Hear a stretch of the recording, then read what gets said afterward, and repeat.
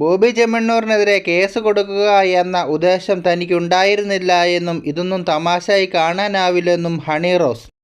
കേരളത്തിലെ സൈബർ ആക്രമണത്തെക്കുറിച്ചും സ്ത്രീകളുടെ വസ്ത്രധാരണത്തെക്കുറിച്ചും ഏറെ ചർച്ചകൾക്ക് വഴിയൊരുക്കിയ സംഭവമായിരുന്നു ഹണി റോസ് ബോബി ചെമ്മണ്ണൂർ വിവാദം. ഒരു നടി എന്നതിലുപരി സോഷ്യൽ മീഡിയയിൽ വളരെയധികം സജീവമായിരുന്നു ഹണി റോസ്. നിരന്തരം സൈബർ അധിക്ഷേപങ്ങൾക്ക് ഇരയാകുകയും ബോബി ചെമ്മണ്ണൂരിൻ്റെ ദ്വയാർത്ഥ പ്രയോഗം അതിരുകടക്കുകയും ചെയ്തതോടെയാണ് ബോബി ചെമ്മണ്ണൂരിനെതിരെയും രാഹുൽ ഈശ്വറിനെതിരെയും ഹണി റോസ് പരാതി നൽകിയത്. അധിക്ഷേപങ്ങളിലൂടെ അപമാനിച്ചു എന്ന കുറ്റത്തിന് ഒടുവിൽ ബോബി അറസ്റ്റിലാകുകയും ചെയ്തു. ഇതിൻ്റെ അലയടികൾ ഇപ്പോഴും അടങ്ങിയിട്ടില്ല. ഇതിനിടയിലാണ് ഹണി റോസ് പ്രതികരണമായി ഇപ്പോൾ രംഗത്ത് വന്നിരിക്കുന്നത്. ഒരിക്കലും കേസ് കൊടുക്കുക എന്ന ഉദ്ദേശത്തോടെ ആയിരുന്നില്ല പ്രതികരിക്കാൻ തുടങ്ങിയതെന്നും മാനസികമായി വളരെയധികം ബുദ്ധിമുട്ടുണ്ടാക്കിയെങ്കിലും അത് അറിയിക്കുകയാണ് ചെയ്തതെന്നും അതിൻ്റെ അങ്ങേയറ്റം എത്തിയപ്പോഴാണ് കേസിലേക്ക് കടന്നതെന്നും ഹണി റോസ് വ്യക്തമാക്കി.